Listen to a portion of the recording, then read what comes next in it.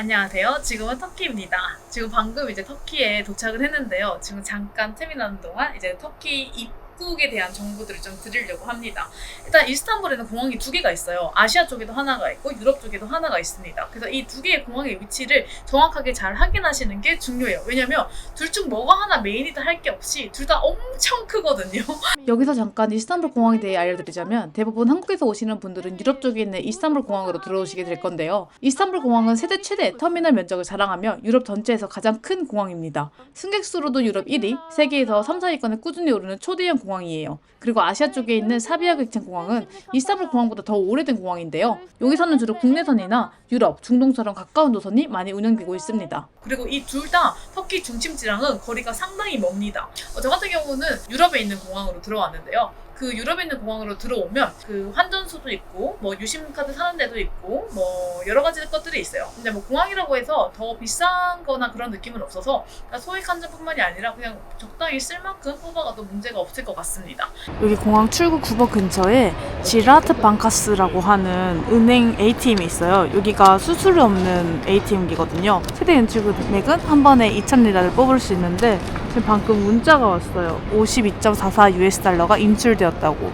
수수료 6% 붙는다고 하는데 그거 감안해도 그냥 나쁘지 않은 것 같아가지고 다른 분들은 여기서 한 번만 뽑지 않고 여러 번 뽑더라고요. 근데 저는 일단 그냥 간단하게 50불 정도만 가지고 공항을 빠져나가려고 합니다. 그리고 이렇게 밖으로 나오면 12번 출구에 그 지하로 내려가는 버스가 있습니다. 그 버스에서 또 이제 시내로 가는 버스를 한 번에 탈 수가 있는데요. 이게 저 숙소 있는 데까지 거의 한 번에 가더라고요. 그래서 이걸 타려고 하는데 마침 운이 좋게도 15분 뒤에 버스가 있다고 해가지고 버스 타러 내려가고 있습니다.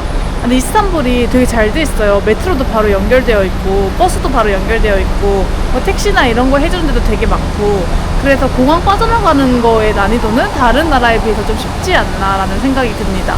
그래서 지금 공항에서 시내로 바로 이렇게 올라오는 그 버스를 타고 이제 근처에 있는 숙소를 잡아가지고 숙소에 무사히 체크인을 했는데요. 제가 아직 유심카드를 못 샀어요. 그래서 체크인하면서도 정말 많은 터키 사람들이 와이파이 커넥해주고 연결해주고 숙소 주인께서 내가 길을 못 찾으니까 굳이 나 있는 곳까지 픽업도 와주고 이렇게 가지고 무사히 들어왔는데 들어오자마자 또 그 저희 그 터키 가족들이 너무 온 걸 환영한다 하면서 그 가족의 친구분을 테이제 이모를 소개를 해주셔가지고 그 이모가 또 여기 와주신다고 해가지고 체크인을 했는데 이미 결제도 다 했지만 여기서 이제 1박도 못하고 이제 테이제에 따라서 이렇게 투어를 다닐 생각입니다. 제가 2년 전에 터키를 왔다가 지금 다시 터키를 진짜 오랜만에 오는 건데 그 사이에 제가 쌍스를 했어요. 제가 SNS 활동이 뜸해서 그런지 터키를 오랜만에 와서 그런지 얼굴이 달라져서 그런지 모르겠지만 진짜 저를 알아보는 사람이 아무도 없더라고요. 그래서 그것도 되게 신기했다. 나 좀 감정이라서 관심 받는 거 되게 좋아하는데 관심 막상 없으니까 뭐지? 약간 그런 느낌이 좀 들었달까요? 또 잠깐 터키 심카드에 대해서 말씀드리겠습니다. 일단 저는 한국에서 로밍을 하거나 이심을 사는 것보다 현지에서 유심을 사는 걸 선호하는 편이라 현지 유심 구매 정보만 알려드릴게요. 먼저 터키 유심은 툭셀, 보다폰 터키, 투크텔레콤 이렇게 세 곳이 가장 유명합니다. 가격은 솔직히 셋 다 비슷하고요. 그래서 저는 여행 3일차 친구랑 택시임을 걷다가 보이는 곳에 들어갔어요. 제일 먼저 투크셀이 보여서 투크셀에 들어갔는데 최소 일수가 30일이라고 하더라고요. 그래서 30일은 너무 길다. 그거보다 일수가 적은 투어리스트 패키지 없냐라고 물었더니 없대요. 가격은 원하루 5만원 정도였는데 또 인터넷 용량이 그렇게 많지가 않았어요. 그래서 일단 포기하고 걷다가 투어리스트 패키지 판다고 적혀있는 투크텔레콤에 들어갔어요. 근데 투어리스트 패키지인데 마찬가지로 30일이 최소더라고요. 가격도 별로 메리트가 없었습니다. 최저가가 1,500리라 정도로 하나로 약 7만원이었어요. 2주 동안 인터넷 비용으로 7만원은 너무 예방 것 같아가지고 그냥 안 하려고 했는데 터키 사람이 개통하면 그거 반값에 인터넷도 무료 50기가나 준다고 하더라고요. 그래서 친구가 개통해줬습니다. 터키 친구가 터키 명의로 해가지고 엄청 더 싸게 해가지고 유심을 지금 구매하고 있습니다. 진짜 지인 찬스. 터키 심카드는 현지에서 관광객 파켓으로 구매하면 가격이 꽤 있으니 현지 친구가 없다면 다른 방법을 알아보시는 걸 추천합니다. Ne numarayı yazıyor? Bu benim numaram. sonunda ben tek numarası var. Onu ben de çekeyim. Evet. 여기 50집이랑 1000분 통화할 수 있고 문자도 1000개 할 수 있고 그리고 지금 지하철인데 지하철에는 전화도 못하고 인터넷도 당연히 안 됩니다. 그래서 사람들이 메트로 안에서 핸드폰을 보고 있지 않아요. 근데 역에 딱 서면 터지는데 지하철을 이동한 동안에는 이게 터지지 않습니다. Şimdi var. Şimdi var. Anladım. Evet şimdi var. Ama 3G var. 근데 3G로 터져요. 지금 이제 여기 딱 서니까 이제 오는데 3G로 터집니다. 그리고 제가 최근에 터키 여행 관련돼서 올라온 한국 유튜버분들 영상을 진짜 많이 봤는데 예전과는 다르게 분위기가 조금 안 좋더라고요. 아무래도 경제 상황도 안 좋고 이렇게 하다 보니까. 근데 지금 터키 물가가 많이 오른 건 사실입니다. 구글맵에는 275리라라고 되어 있는데 막상 결제를 하니까 315리라를 냈습니다. 인플레이션 되게 심해서 가격 변동을 계속 한다라고 하긴 했었는데 진짜 그런가 봐요. 인플레이션이니 스태그플레이션이니 그런 터키 경제 상식 다 빼고 그냥 간단하게 관광객 시점으로 터키 물가에 대해서 말씀드릴게요. 그냥 우리나라 물가랑 똑같습니다. 먼저 터키의 화폐 단위는 리라입니다. 현재 기준 1달러에 42리라 정도 환율이에요. 그래서 저는 그냥 편하게 30리라를 1,000원으로 생각했습니다. 그냥 일반적인 식당에서 케밥 같은 거 한 끼 먹는데 250리라에서 350리라, 만원 플러스 마이너스 정도 하고요. 좀 괜찮은 카페에서 아메리카노 한 잔 마시는데 120에서 160 정도, 카파도키아 같은 관광지에서는 200까지 오르기도 합니다. 하나로 5,000원에서 8,000원 사이죠? 그리고 8인실 혼성 도미토리 같은 호스텔 최저가가 1박에 1,000리라 정도,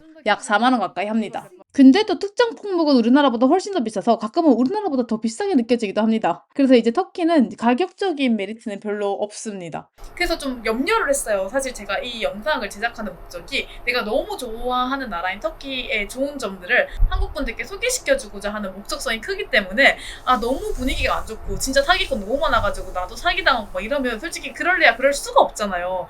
그게 조금 염려가 됐는데 아니야. 여전히 터키는 너무 따뜻하고 친절한 나라입니다. 날 못 알아보는 게 좀 서운할 뿐. 이거 자의식강이야. 이런 생각도 이제 안 해야지.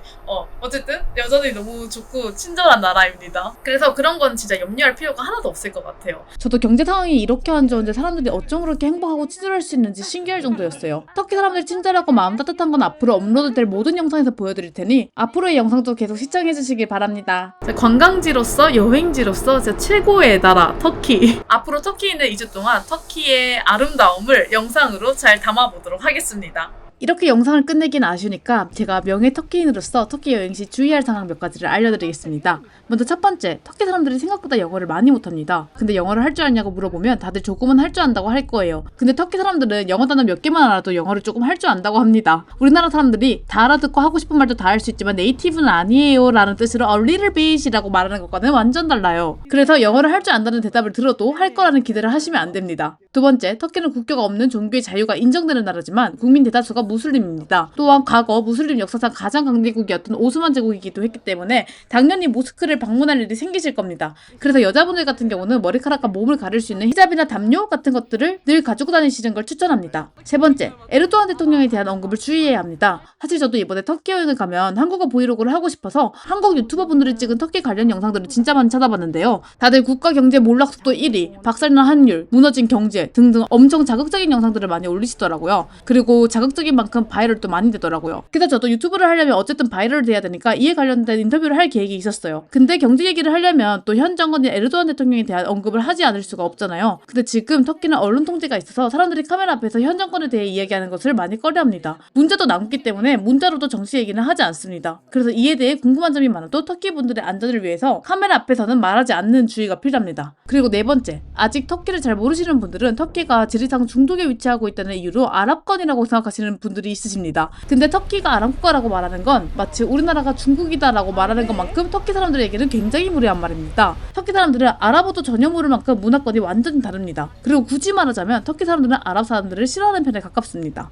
다섯 번째, 터키가 생각보다 많이 크고 지리가 다양합니다. 그래서 도시별로 기후도 천차만별입니다. 흑기 지역은 거의 1년 내내 비가 오고 내륙 지방은 건조하고 제가 느끼기엔 한국보다도 조금 더 춥습니다. 지중해 지역은 요즘은 괜찮지만 여름에는 쪄죽습니다. 그래서 터키를 여행하실 때는 계절에 상관없이 옷을 다양하게 챙겨가는 것이 좋습니다. 그리고 마지막으로 가장 궁금해하실 치안에 대해 말씀드리자면 저는 솔직히 치안은 다 운이라고 생각합니다. 어디 가든 좋은 사람 있고 어디 가든 나쁜 사람 있고 아무리 안전한 곳을 가도 위험한 일 당할 수 있고 아무리 위험하다는 곳을 가도 안전하게 여행할 수도 있기 때문에 치안에 대한 거는 개개인마다 의견이 다를 수밖에 없다고 생각하는데요. 하지만 저의 아주 개인적인 경험에 따라 터키 치안에 대해 굳이 말씀드리자면 우리나라만큼이나 안전합니다. 가끔 터키 치안에 대해 안 좋게 말하는 영상을 보면 속상한 마음이 들 정도로 저는 개인적으로 엄청 안전하다고 느꼈어요. 물론 하지 말라는 짓 안 하고 조심히 다녀야 하지만 특별히 더 주의할 건 없는 것 같아요. 혹시나 터키 여행에 대해서 궁금하신 점이 있다면 댓글로 남겨주세요. 그럼 오늘 영상도 시청해주셔서 감사드리고 앞으로 업로드될 터키 영상도 재밌게 시청해주시길 바랍니다.